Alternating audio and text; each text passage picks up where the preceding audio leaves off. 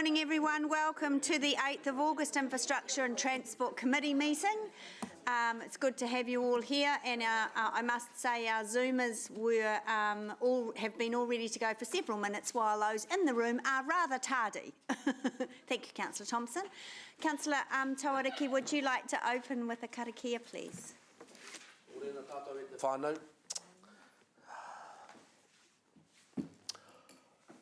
Piki ake tā whaki ki te tā huhu matapu no hawanga wa waitu.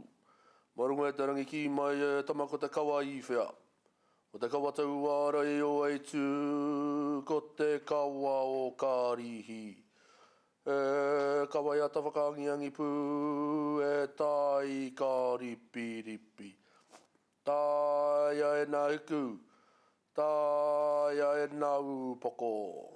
Ia mate rawa kia whakamaua kia tina. Haumi e, hui e, tai ki e. Kia ora, thank you.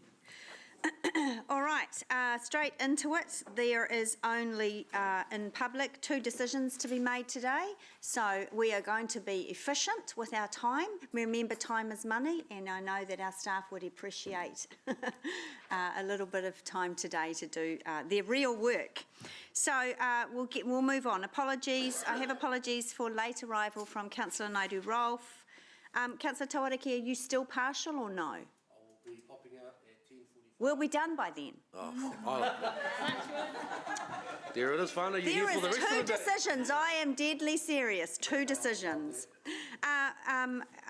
We're sending our aroha to Mangai Norm Hill, who has had a family member pass away, so he is full absence today. And we have late apologies from Mayor Southgate. And online we have Councillor Taylor, Bidder and McIndoe. It's great to have you zooming in. So those are the apologies. I'll move the apologies received. Councillor Van Osten seconded. All those in favour say aye. Aye.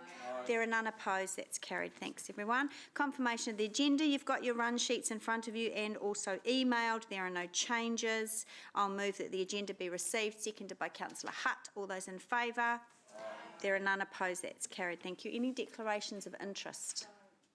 Councillor Van Osten? Perceived interest, and so will not participate in the public excluded part of the meeting in C2. C2? Okay. Great. Thank you very much. We just note that, don't we? Yep. All right. Thank you.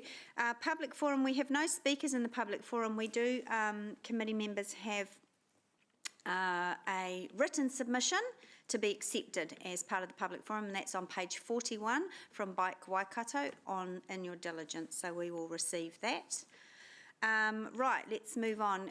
Confirmation of the minutes of 8th of August, open minutes of 8th of August 2024. I will move that those are true and accurate record. Are there any matters arising from those minutes for accuracy?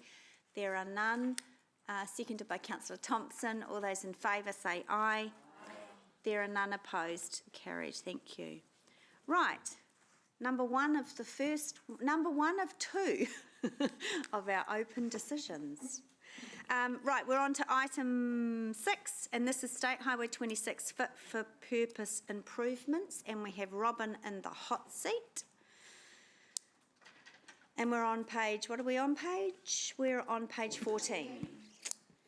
Thank you, Robin. You can probably take it as read, but there'll be some items for our online viewers that you will want to provide some context for.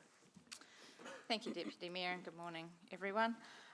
So this report is on the section of State 26 as it is currently, Morrinsville Road, for the section between the Burger King roundabout on Cambridge Road through to the Waikato Expressway overbridge.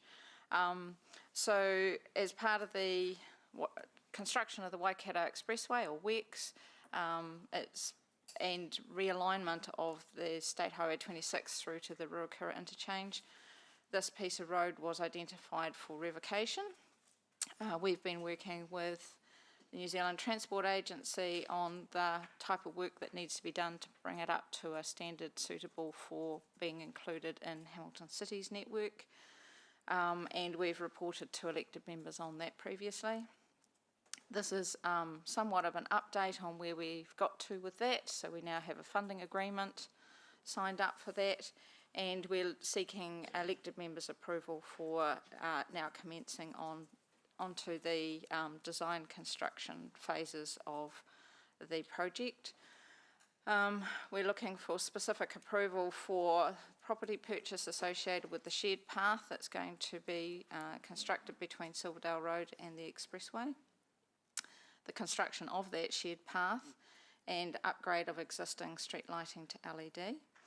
We're also seeking approval of the roundabout being constructed at the Silverdale-Matangi-Morrinsville Road intersection, noting that we have some further work to come back through elected member briefings to talk through the form and function of the pedestrian and cycle facilities associated with that location, and that we will be seeking approval for those at the 26th of September meeting of this committee, and that there is also some work to be done on the proposed improvements for walking and cycling for the section between Cambridge Road and Silverdale Road, and that again will go through elected member briefings prior to bringing it through to this committee in November. And finally, we're seeking approval for the Chief Executive to be able to work through the award of the various contracts associated with the delivery of this project. And I'm happy to take questions. And just for clarity for online viewers and the public, that this entire project is funded by NZTA. Correct. Yeah, great. Thank you. Are there any questions? Councillor Donovan?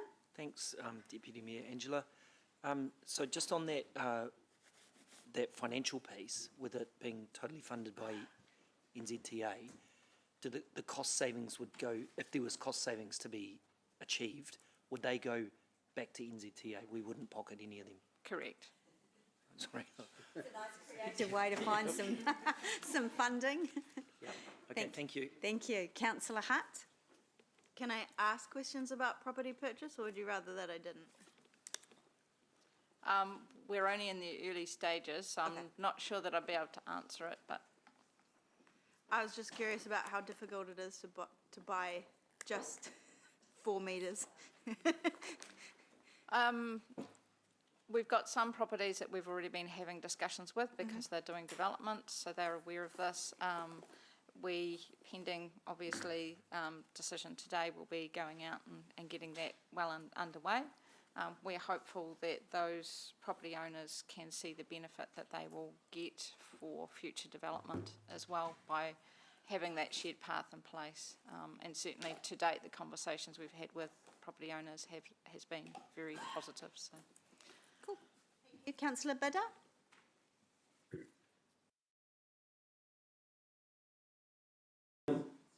Robin, what is the pedestrian count down at the bottom of Silverdale Road and Matangi Road? I don't have that information to date, and that's the sort of information that we'll be gathering to come to those future workshops for you. Yeah. Have you done any geotech testing down there? No, because we're waiting for approval from this committee to start work. Yeah. So the budget estimates, are they done without any geotech information?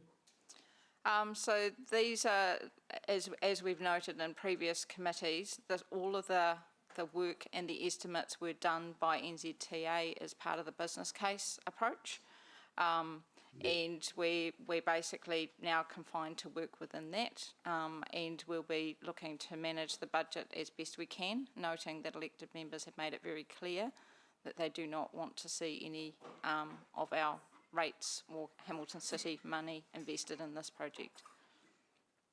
So any cost overruns would be at NZTA's expense? We will be managing within the budget not to have cost overruns. There is the ability for Hamilton City to request additional funding from NZTA through the funding agreement. And noting that that was a P95 that was approved by their board. at the end of the day, our expectation is that funding will be hard to get, so Because it there is no sounds guarantee. like I cannot there is no guarantee whether they guarantee. will cover any excess, and that's why we will be trying very hard to manage within the existing budget. Yeah, have there been other projects that have gone over budget? I'm sure there have been, and they will have been reported to this committee. Has there been consideration of traffic lights in that intersection as an alternative? Yes, and that was covered in previous reports. As part of the Fit for Purpose business case, the report determined that roundabout was a suitable solution, and Hamilton City was given the option of paying the extra money to put traffic signals at the site, and Hamilton City has previously decided not to take that option. Yeah.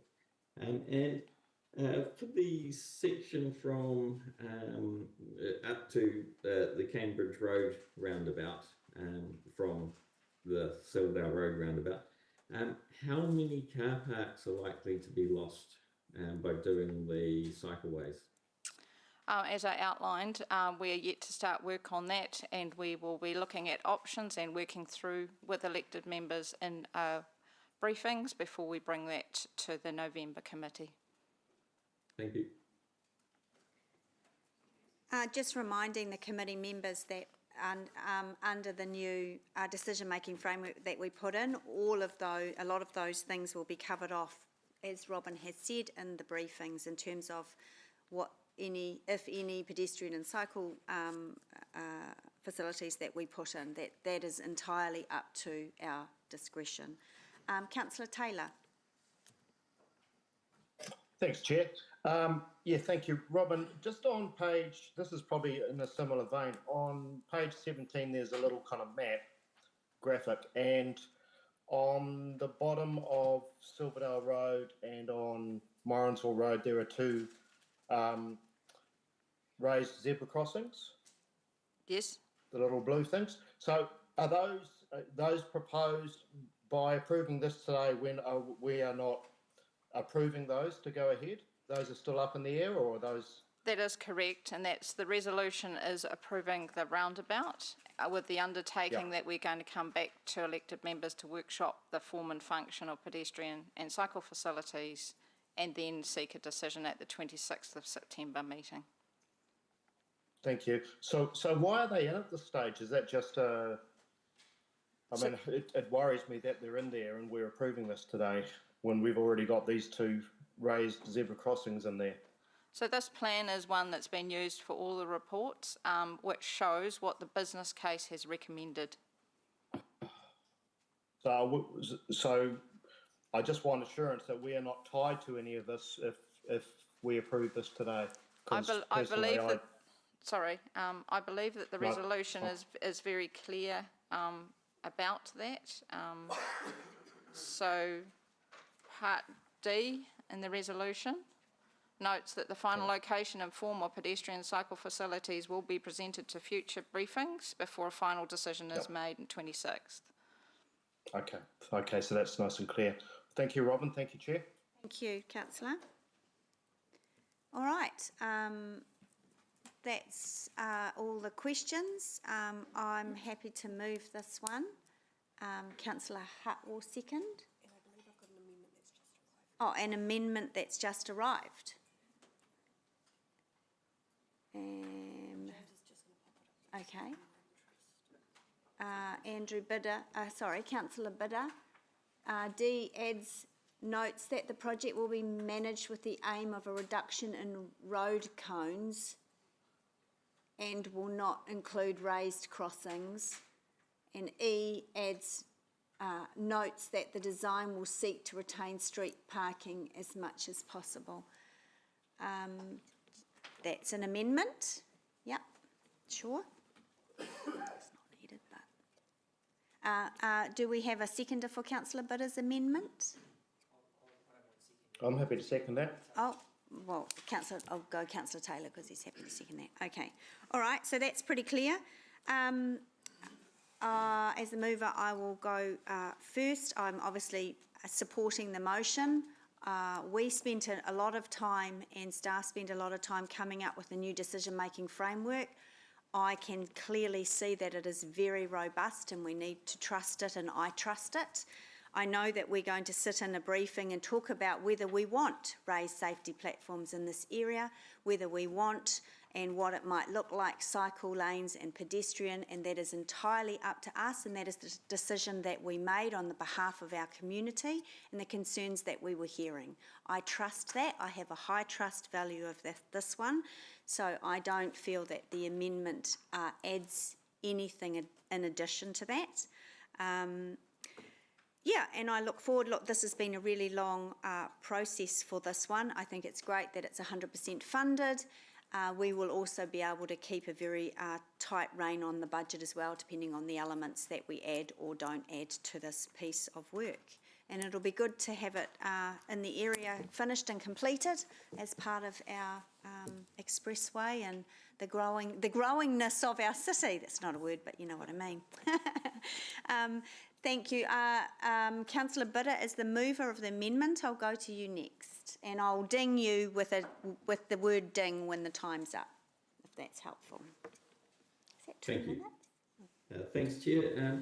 So the amendment is fairly simple to give direction to staff so that they don't waste a bit of time and money on doing stuff that we are very unlikely to support. And that if it comes to the briefing session and we think that it is a good idea to add in raised crossings, we can make that decision, but I don't want to see them proceeding with preliminary design at this stage, assuming that there will be raised crossings. There are, main reason for this is I am very familiar with that intersection, and I can assure you that the pedestrian count is 0. There are gullies on 2 sides down at that intersection. There is nowhere to go, no reason to be there. People just don't go down there. Raised crossings are a waste of money. They aren't providing any beneficial safety to people that simply aren't there. I am concerned about the lack of geotech testing and coming up with budgets without the geotech testing. This is a mistake council has made many times. The Chinaman's Hill roundabout had huge cost overruns because it's at the bottom of a gully, just like this, where the ground will be peat and will be very bad, and I really don't want to see cost overruns on this project because it does actually sound like the ratepayers will be liable for that. So I just want to add 2 clarifications in that, yeah, we just simply start off trying to do a better job with wasting less money. That's it. Thank you, Councillor. Perfect timing. Mayor Southgate. Supporting the recommendation and the staff on this one. Just want to make a couple of quick comments on behalf of people working on our roading network across the country, because I sit on a national transport advisory group with Mayor Neil Holdham and others, and the commentary around cones is just rhetoric in some respects. Yes, there are some. It does prove that there is work being done. But I have to say that the risk to road workers, this is a state highway, by the way, so this is a major road.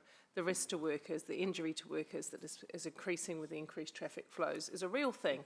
And we have to consider and protect people from accidents, but also from outraged citizens' behaviour. You know, we need to be kind to them. They're doing their job, they're contractors, and they're working on behalf of the public, and there is no need for them to be dismissed arbitrarily over a cone that annoys somebody. So just put that in the mix. And in terms of speed humps, also, there again, I tire of some of the rhetoric around it. Not all speed bumps are created equal, and everybody would assume they are from the simplicity of the rhetoric sometimes we hear. We have learnt a lot, and thank you on our journey from the very first ones that we put in that were more severe on vehicles to the more lower form ones that function really well. Ones that the fire service, for example, don't have any issue with, the later designs and approaches. And I think we need to have some faith in the process. And I want to thank Angela because she was coming under considerable attack when some of the projects, and we all agree, one of the two of the projects didn't deliver the results we wanted to. And we apologise to the public of that, and we learned something from it. I asked Angela to review the approach. We sat down and had a good conversation about that. She took it in hand. She's got a new approach. Let's trust the approach and give it a chance to show that it's working. Thank you. Thank you, Ms Southgate. Councillor Hutt. Thank you. We have discussed this in a briefing, so some of the things I'm going to say will not be unfamiliar. But there are 3 schools nearby, 3 schools very close to where these crossings will be. And as I've said previously, we don't, as much as it would be so fun to live in Star Trek, it's not like beam me up, Scotty, and these kids materialise outside the school. Like, they have to get from their house to the school. And sometimes that involves crossing a road. And that's actually okay. And kids crossing the road safely to get to school, I think, is a very normal thing to care about and to want for our city. There's also Te Araho village nearby, which provides a massive amount of social services and really critical services in our city, which will be right nearby these, interventions that we're doing. There was also a cyclist fatality at the Morrinsville-Silverdale intersection, and I don't want us to forget things like this because it was actually 10 years ago that this happened. And 10 years of us not having done anything. And it's wonderful that this is government funded. It's wonderful that we're doing something, but I just don't think we should lose sight of the why, which is kids should be able to get to school and cyclists should not be hit by cars. I don't think that's a very radical position to have on this. Thank you. Councillor Taylor? Yeah, thank you, Chair. I support the spirit of Councillor Bidder's amendment. Number one, I accept that we have a process now where we will get to actually discuss some of these raised platforms that appear on diagrams. But I am concerned that they do appear there on the first as an assumption in the first case. So I support the spirit of what he's saying. Secondly, there have been some, emotive comments about road workers. No one is suggesting that we endanger road workers. I think Councillor Bidder's amendment is an acknowledgement that the Minister, Simeon Brown, has recently announced that NZTA is rolling out a New Zealand guide to temporary transport management, traffic management, and which is a less prescriptive guide to how to go about it and a more site-specific guide. That is not out yet, but it's a signal, I think, from Councillor Bidder and myself that as soon as it is, I would like to see our council moving towards the spirit of that guide. So no one is suggesting we want to see road workers endangered, and no one is suggesting we want to see children or people endangered either. And I think those are quite emotive comments. I support the spirit of Councillor Bidder's amendment.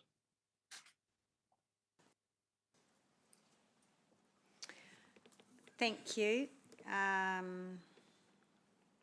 Councillor Donovan. Yeah, Angela.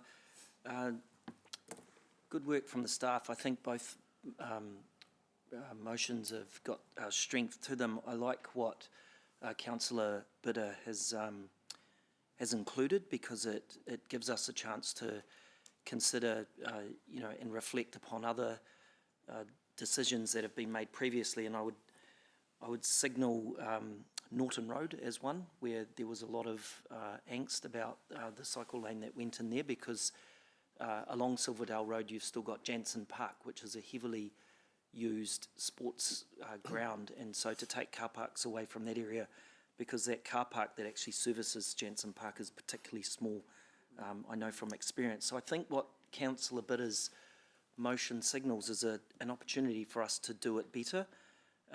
If we were taking the approach of absolute safety across our whole entire roading network, we'd have medium barriers on dual carriageway roads where the speed limit is over 50 kilometres an hour. So there's been some emotion expressed about safety concerns, and I take that on board, but at the moment there's a very low count of people in that area moving around. I like the fact that it's a roundabout going in. I really think that's a great move, because I have seen people use that road and I use it myself. So I think I'm going to support Councillor Bitter in this case, just because it strengthens the motion. Thank you. Thank you. Councillor Wilson. Yeah, thanks, Chair. I think, first of all, I think we should be delighted that the government is funding these road improvements. I think they are needed. When I look at the amendment and the motion, they're very similar. They're nearly identical. Both will lead to a significant improvement in the road infrastructure. Both has a scenario where central government is funding it. And the only variation between the two is a request of staff to try to make sure that we don't overcook the number of cones. And this has become a national narrative. You know, this isn't new to you. The general New Zealand community are saying we're overcooking the amount of cones. This seems to be an unnecessary byproduct of wokeism. And it's simply saying stop the number of cones. I think we're also saying, and the community have said to us, and they keep saying to us, and they'll say to us at the next election, these raised platforms are not necessary.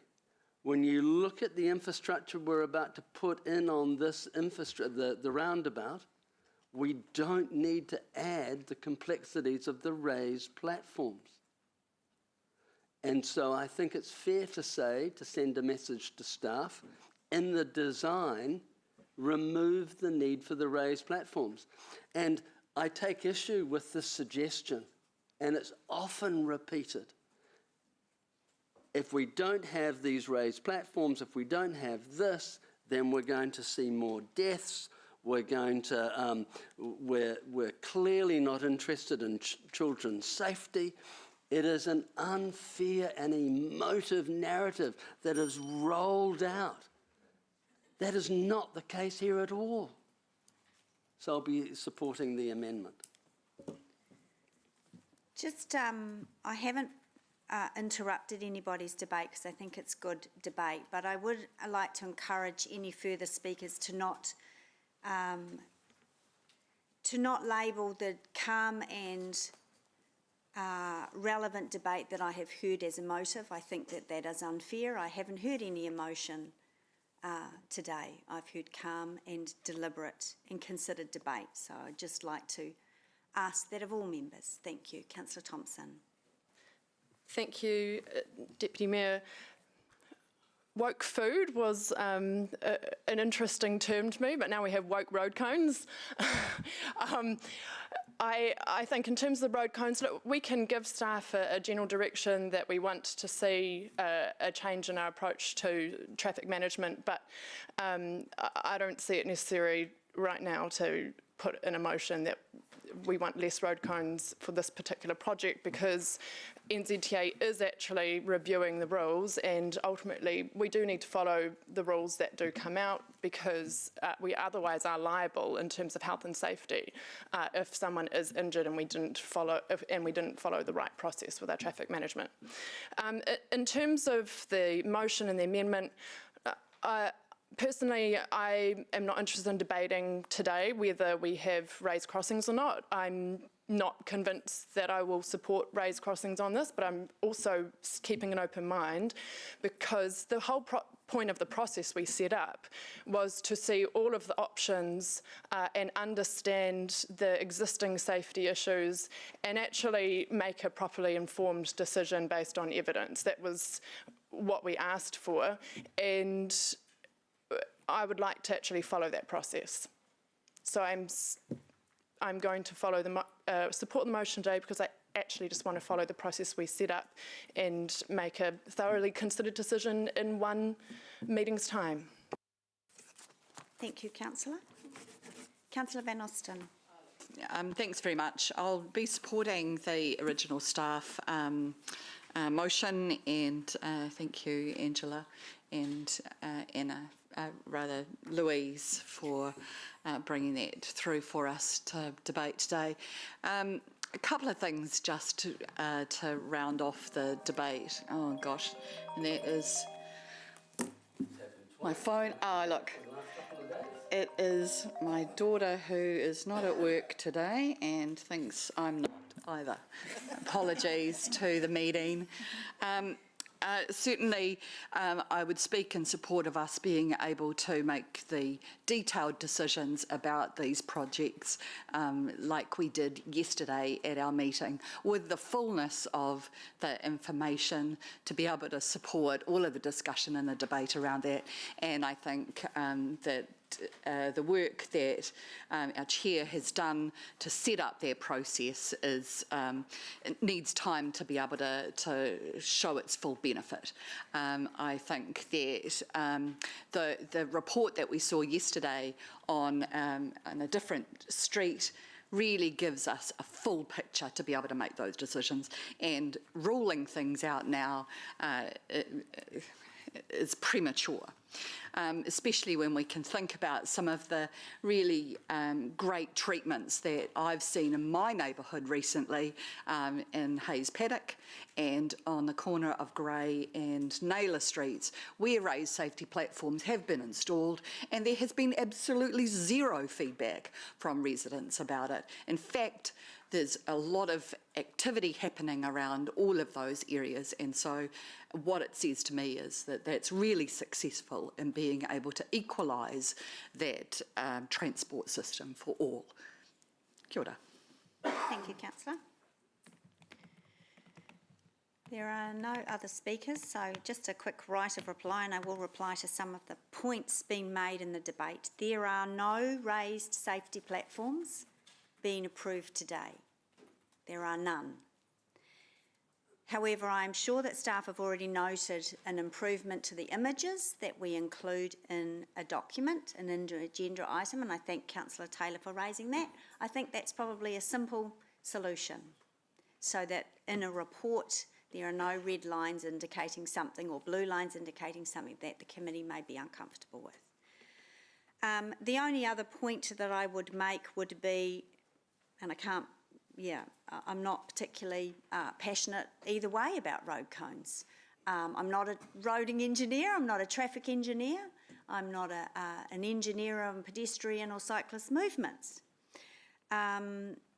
But early indications from the government in terms of the change to the road cone safety standards / guidelines are that it will be site specific, depending on that site, depending on, I guess, the movement and the activity through that site. So, i.e., it could be more road cones or it could be full road closure. So I'm happy and comfortable to leave that up to the government. I'm not going to interfere and have that as a committee decision. All right, so let's put that to the vote. Let's go to the board, and members in Zoom land, if you could use your, and welcome Councillor Naidoo-Rolfe, if you could please use your electronic voting. Councillor Naidoo-Rolfe, oh sorry, we're doing the amendment first. Councillor Naidoo-Rolfe, are you going to vote with us? You're not, okay, because she hasn't heard the discussion. Yes, my apologies, sorry, Zoomlanders, we're doing the amendment first. So we're doing the Councillor Bidder, Councillor Taylor amendment first. Do we need that on the board? Can you all remember? That's to exclude raised safety platforms, that is to limit road cones, and that is to, what was the third one? We'll put it up on the board. Oh, and limit car parking too. So amendment goes first, so we will vote for or against the amendment. Let's do that now.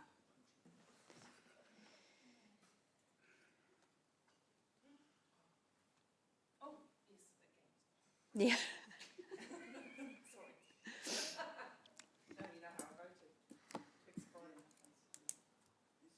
governance will read that out because I can't see all of it. The amendment is lost, 6-4, 7 against. Thank you. Now we will go to the motion, which is the staff recommendation moved by myself, seconded by Councillor Hart on page 14. We will vote for that now.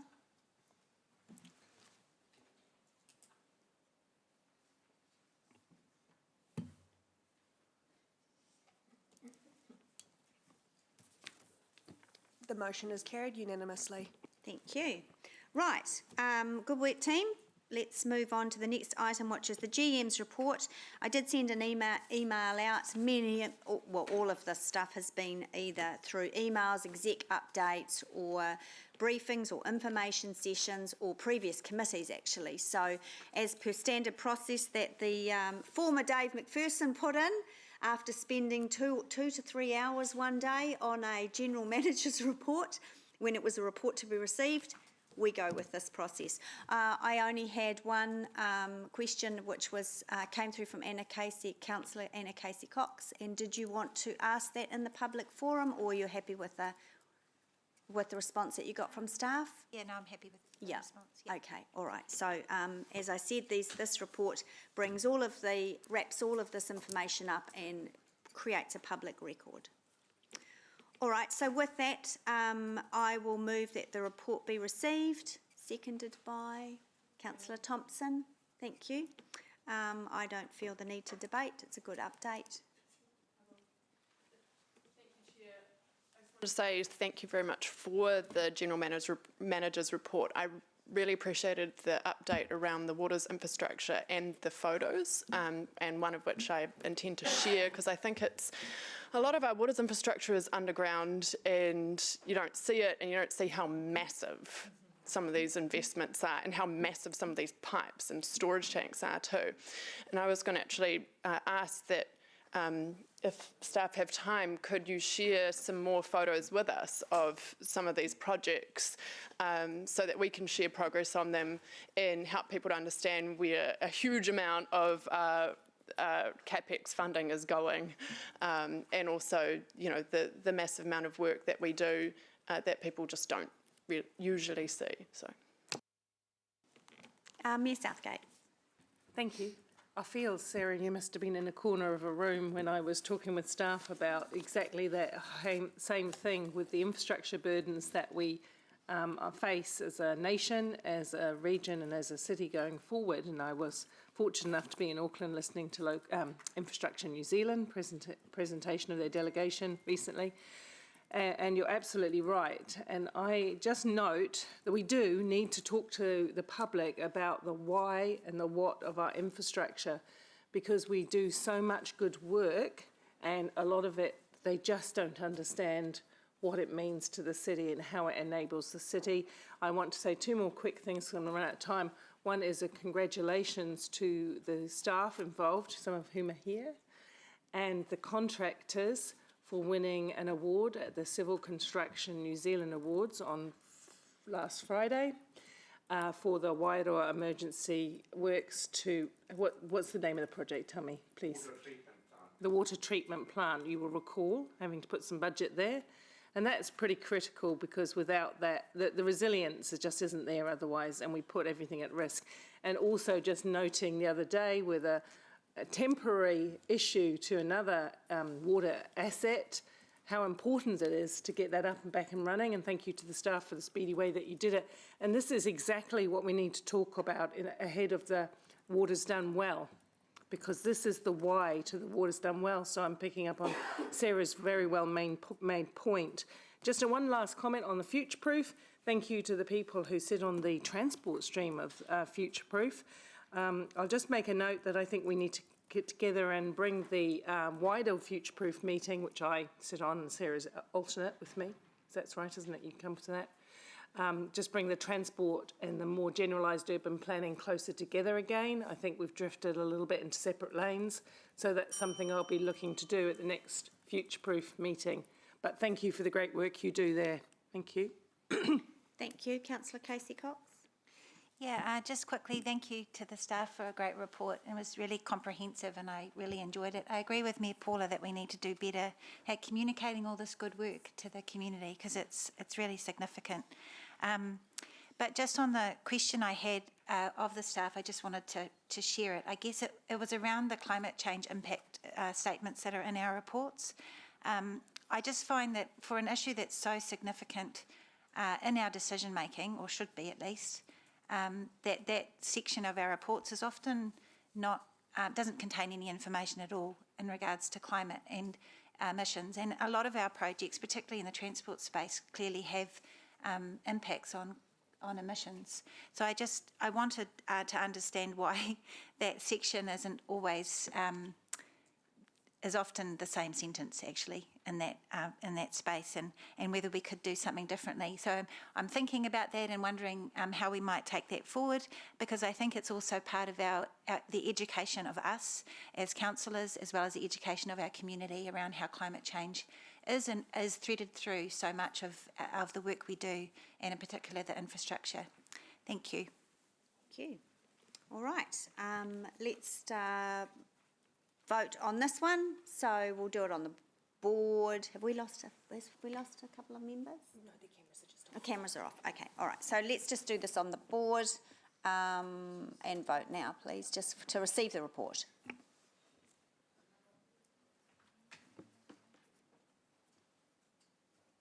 The motion is carried unanimously. Great, thank you. All right, our last one in public is a notice of motion from Councillor Thompson, myself, and the signatories underneath that, which is on page 39 in Diligent. And this is a notice of motion, rubbish level of service and illegal dumping. Now, there are no questions to staff with notice of motions because they are elected member motions put forward. And as you can clearly see that on page 38 with all of the motion points that this is quite detailed. But just to explain the outcome that you're seeking, so we're 100% clear, I'll go to Councillor Thompson. Shows, I would now... Well, of course you do. Would you like me to bring those up now? So, to aid... No, so I will stay away from debating. So essentially, the motion is requesting information to come back to elected members.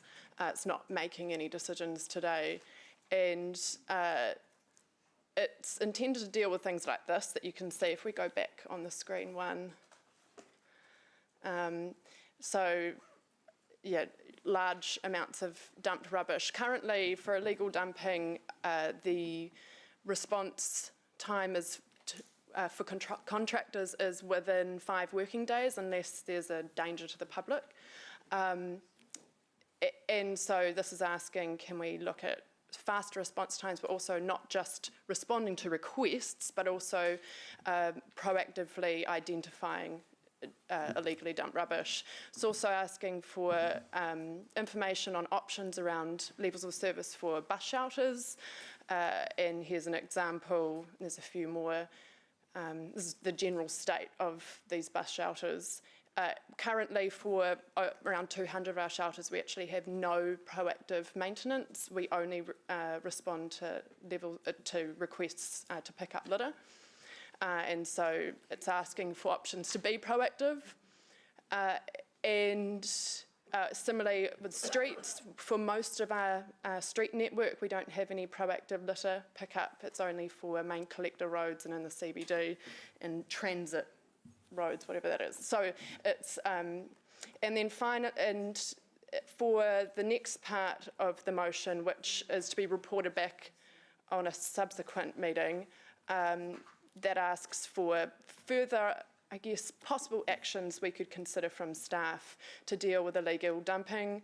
It includes asking for information, what would it look like if we were to consider giving households the option of choosing the size of their red bin, and also looking at potential ways to deal with cost or transport as a barrier to dealing with rubbish properly. For example, the fee structure at the transfer station, I think, needs to be looked at because it's got very large weight bands, which can end up meaning you pay a lot. But also, yeah, so I'll leave it there. Okay, yeah. Yep. All right, so are there any questions for clarification on the motion, not delving into the issue or anything else, because that's how we deal with these? Councillor Wilson. Yes, obviously a question of the mover, Sarah. Sarah, are you expecting that obviously any costs associated with any improvements would need to come back for the sort of LTP/variation/annual plan? At this stage, the report comes back with costs and options, and I think that it's likely that it would go to LTP, but it's not prescribing the timing. If our elected members wanted to take action earlier, that's open for them once they receive the information. Yeah. Okay, thank you. Councillor Bidder, clarification on the motion, not the issue, yeah. Thank you, Chair. Sarah, do we have any information on the cost of illegal rubbish dumping, and can we get that information as part of the motion? Councillor Bidder, when you say the cost of illegal rubbish dumping, do you mean currently? Yes, so Yeah. I assume we effectively want to transfer the cost of illegal rubbish dumping to dealing with it earlier under this. So my expectation would be the report will come back with that kind of information around what we currently spend and what it will cost to take a more proactive approach. And sorry, just to clarify my answer to Councillor Wilson, I meant LTP amendment, but if people want to take urgent action, I'm No debating. Question, Mayor Southgate. Just wondering, Sarah, whether there's whether part of internal efficiencies has been considered, not just additional budget, but also, are you going to, will this include an audit of what we already know, so we have the base data to improve from? Is that part of the work you're suggesting?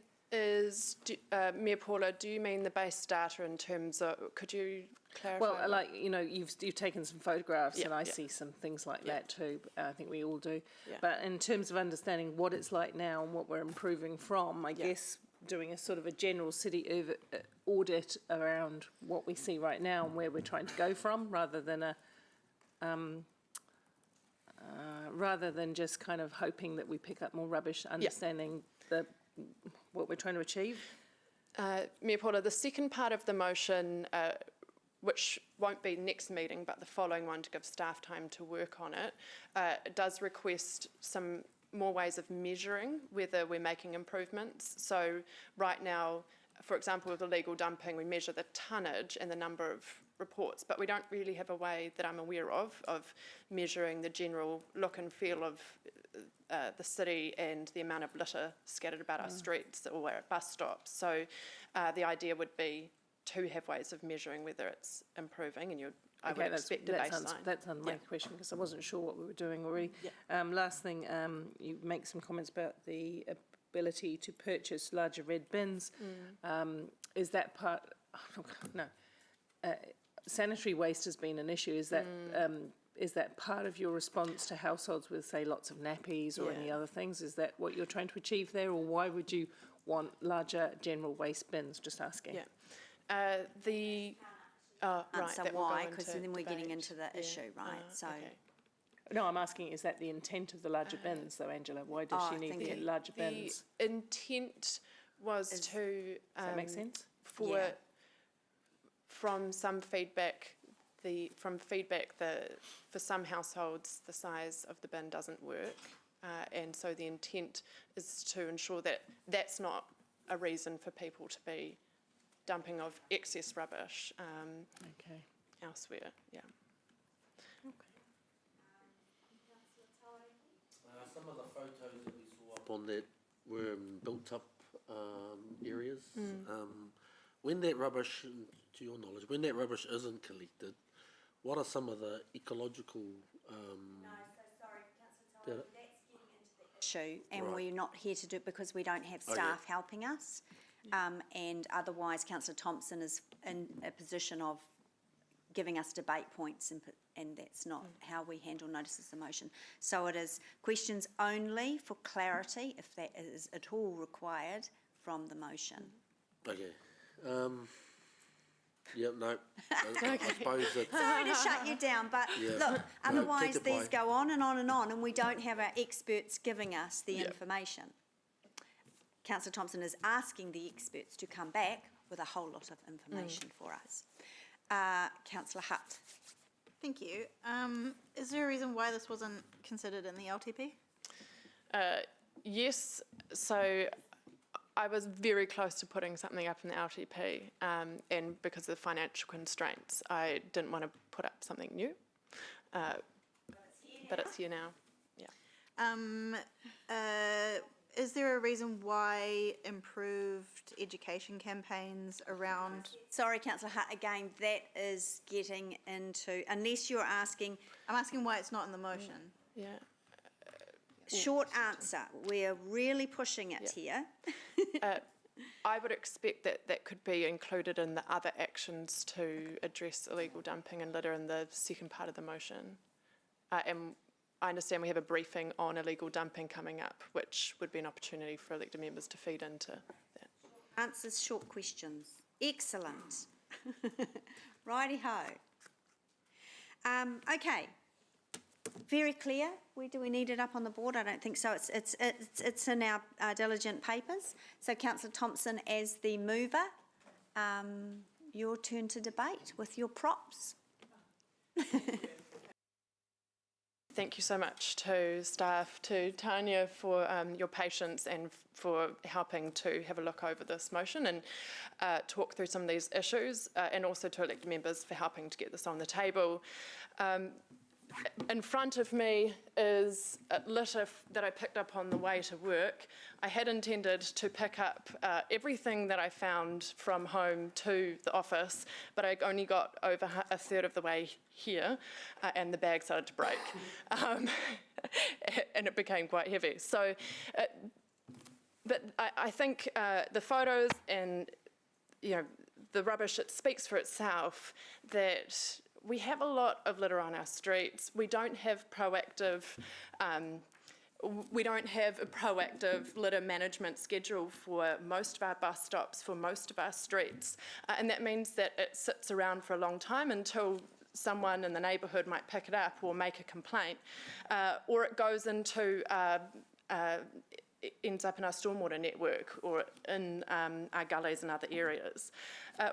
We also don't have a proactive schedule to go around and look for dumped rubbish other than in hotspots where we know there is a really big problem.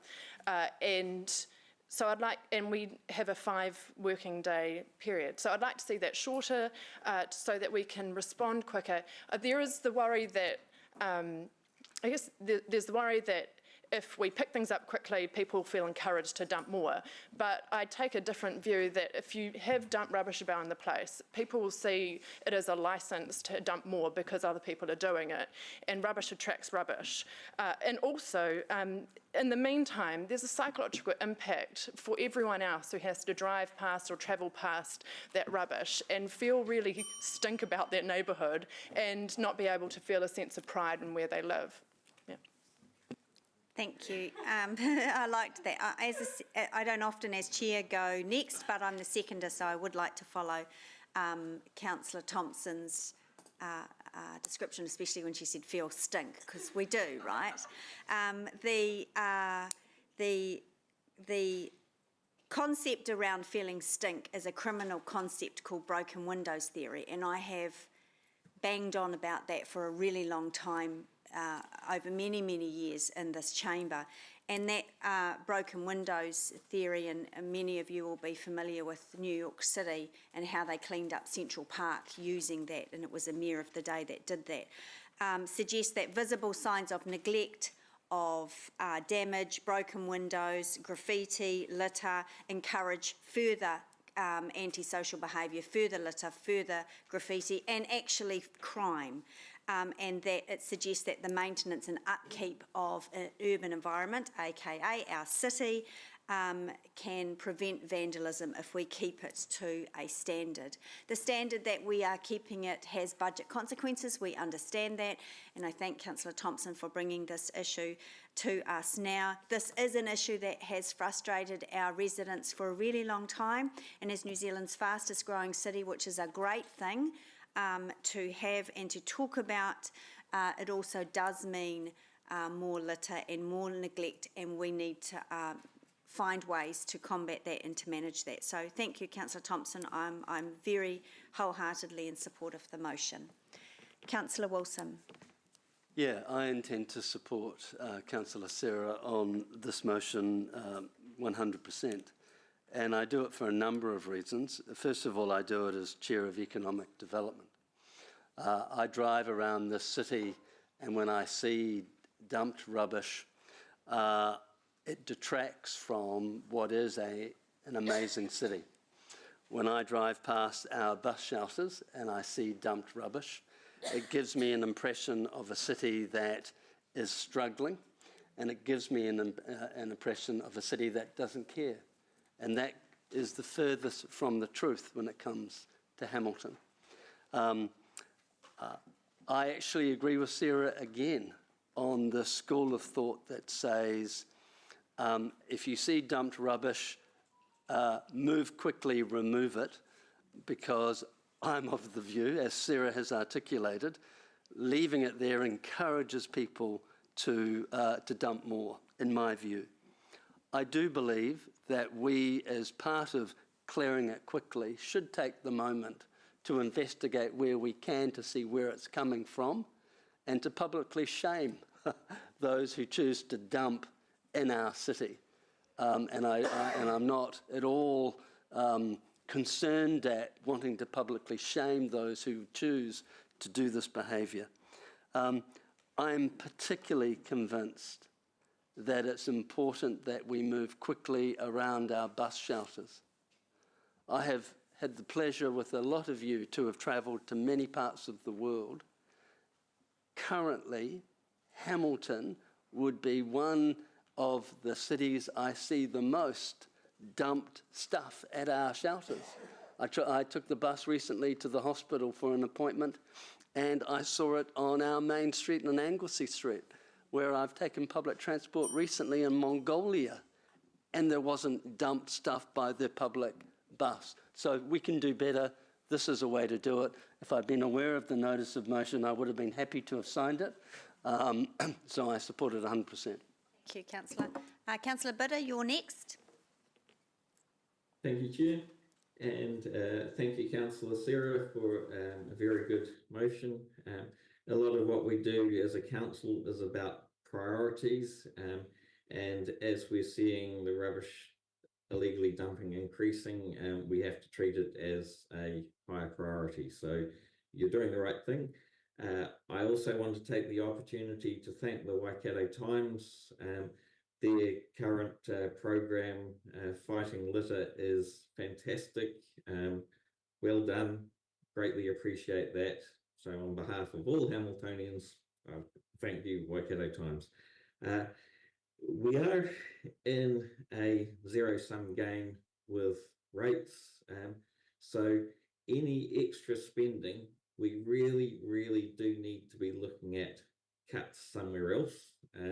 So when we get the actual figures for this amendment and what comes out of it, we really need to look hard at what other savings we can be making. And I put road cones very high up on the list of things we can make savings on. Councillor Donovan. Thanks, Chair Angela. Look, thank you, Sarah, for bringing this motion forward. I was one of the signatories on the motion as well, so we're fully supporting it. Thank you to staff for the work done to bring this forward as well. Look, a lot's already been said. I like the broken window theory. I didn't know what that was. I've looked it up on the internet though, so it is a real thing. So that, because it's on the internet. So thanks, Chair Angela. Yeah, just wanted, checking your source. But no, it is. It's very good. Look, pride of place is something that springs to mind when you look at, you know, our bus shelters, and the dumping of rubbish is horrible. And I would venture to say, in my opinion, that most people would be happy to pay a few extra dollars for, you know, places to look a little bit better, which, you know, then presents itself as a city which is a nice place to live in. Litter habits have to change, and I think that over time that will happen. I've got a project actually that I'm going to talk to Sarah about afterwards, which I'm going to call the Bread Bag Project, and that's all I'll say at this stage, but you'll hear about that a little bit later. I'll finish by saying perhaps we could use all the excess road cones to put those around the bus shelters, and that might signal to people, don't dump rubbish here. Thanks. You get that off the internet too? Councillor Off Pike. the internet, yeah. Thank you, Deputy Mayor, and thank you, Councillor Sarah, for your advocacy in this area and bringing this to Council today. I've attended many citywide cleanups in Hamilton as part of Beautify Beta and Keep Hamilton Beautiful in recent times. And this involved about 50 volunteers going out to different parts of the city and taking sacks of rubbish from gullies, streetways, parks. And it was just astounding how fast we accumulated a full, large skip bin of rubbish in just a small area, with everything from trolleys to mattresses to umbrella frames to TVs, lots of nappies, just everything unimaginable. And it just shows there's a definite issue in our city, and it's clear we're not all tidy Kiwis. And this is something I've been approached about by multiple residents as well that are also concerned about the levels of illegal dumping and just saying that it affects their pride in the city. I'd like to see it addressed and people held accountable for their actions. So I'm going to support this motion today and look forward to the reports and findings and some practical ways to addressing it. Thank you. Thank you. Mayor Southgate. Thank you, Chair Angela. It wasn't that long ago that you and I were picking up rubbish in Dinsdale at the big clean-up, and gosh, there was a lot. You're right, Emma, there was a lot of rubbish to be picked up. People do really care about this issue. Sadly, littering is an issue that is worldwide, but there are some places that do it very well. I've seen some places that are very sad in that respect and some places that are excellent. I would say that litter is very hard to beat without good regulation. If you look at the very best countries in the world, like Singapore, where if you drop even a tiniest wrapper, you're going to be fined and they'll know you did. But we're not going to go there here. But we have proven that timely action has proven success with programs like Tag Busters, where getting graffiti down within 24 hours makes a difference. I agree that we need to find ways to incentivise and celebrate waste reduction at the heart of it, because picking waste up from the street is one thing, reducing it in the first place is where we need to all get to. But we also need to find ways to penalise deliberate litterers and fly tipping, especially when it sometimes comes from business, when a business will bag up all their rubbish and find some corner, not outside their own business, but potentially someone else's or a park to dump their rubbish. We do need to deal with sanitary waste. I think that's part of the driver for the big red bins when you've got a household that has sanitary waste to put aside, or a big family with nappies and bulky waste. That's been part of the issue. Last comment is around events. Have you ever noticed the insane amount of littering that goes on, even though we provide rubbish receptacles at an event? When you walk away, there was even the Matariki one recently, when you walk away and you come back past that, and a couple of hours after the event, it's just a litter city. And so we need to do something about educating people, because it's not always the lack of availability of a bin, it's around a city attitude of pride and care. Thank you. Thank you. Councillor Van Osten. Thank you, Chair, and thanks, Sarah, for bringing this issue up for us to be able to explore further options. Also, acknowledge the reporting that's been happening through the Waikato Times and the focus that that's allowing our community to have on it. In 2020, Hamilton City was awarded the title of the most beautiful city in New Zealand. Now a lot's changed since then, and it concerns me that not all Hamiltonians value the beauty of our city and take their responsibilities as seriously as others, but I guess that happens. I take heart, though, that it's not the majority, but a few. Coming in to the meeting this morning, I saw one of those photos that Sarah had taken, but seeing it up there, I could see a bit more detail because I was driving past and focusing on the road at that point. It struck me that 15 of those black bags were from the same people, probably. It wasn't just the bags that were sitting underneath each of those red lid bins, but there was a bag put into each one of the top of them. And that doesn't come from just one household. It's likely that it's coming from one source, and that an examination of those things can really help to be able to identify who those people are, because we do need to hold them accountable. I'm looking forward to participating further in the discussion that's going to be happening around that and finding some solutions. However, it concerns me that it's not just sad to experience these things, but it's really expensive for us to respond to.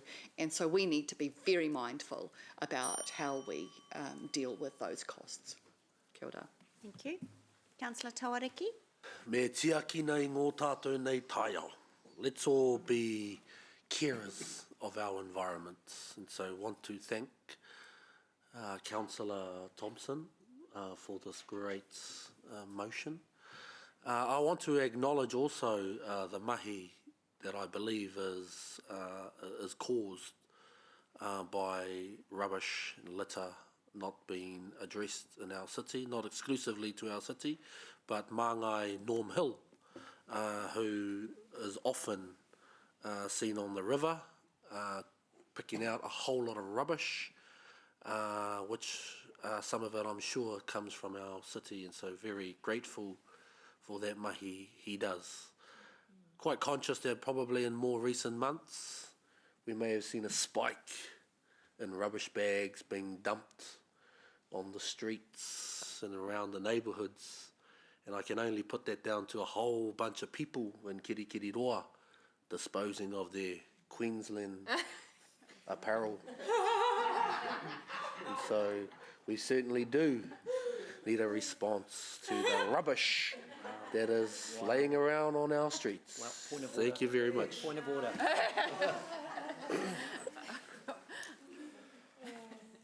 a one-year streak. Councillor Casey Cox. Yeah, I'll be supporting the motion. It all came around quite quickly, so I didn't have an opportunity to sign it, but would have. Primarily because I'm inspired by Sarah's concern for people who basically can't afford to get to the dump when they have excess rubbish. I think that's a real issue in our community, so I look forward to the information that comes back around that. I'm not necessarily a fan of bigger rubbish bins, I've got to say, because I don't think that's in keeping with our waste minimisation strategy, but it still is good to have better information coming back. I like that the Deputy Mayor quoted some research with her broken window study, but I also wanted to, I guess, highlight some research that has always stuck in my mind, is that countries that are more equal or equitable have a greater environmental ethic. And I think sometimes Sarah's concern around how poverty impacts this issue is really significant. And I think, if we really want a society that actually cares for one another and our environment, we need to think about those bigger picture issues of poverty, inequality and equity. So just taking it to another level there, Moko, bring it back up. So, yeah. But thank you, yeah. Thank you. Right of reply, Councillor Thompson. Thank you, Chair. Thank you, everyone, for your support and for the great comments and debate.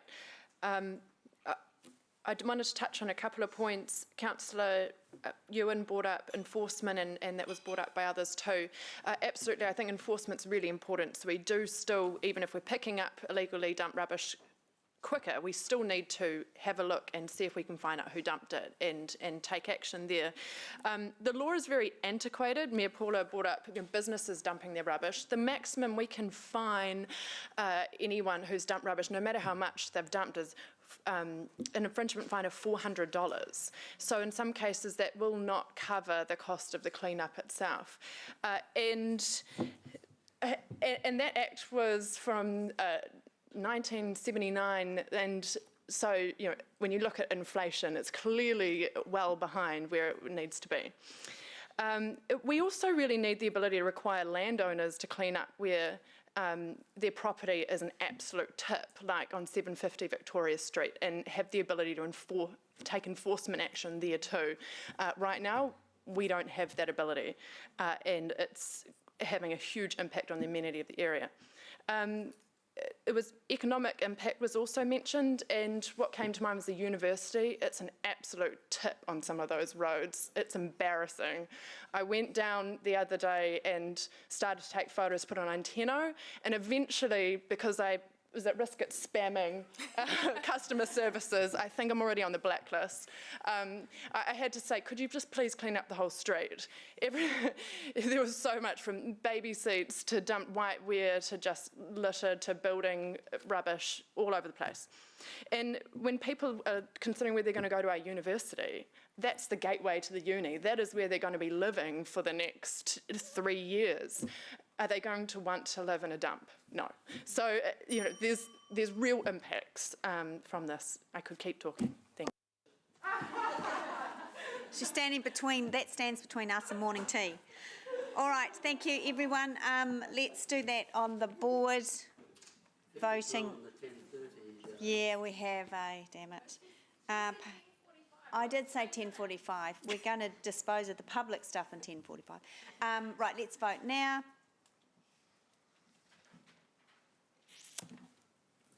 The motion is carried unanimously. Excellent. I do enjoy it when we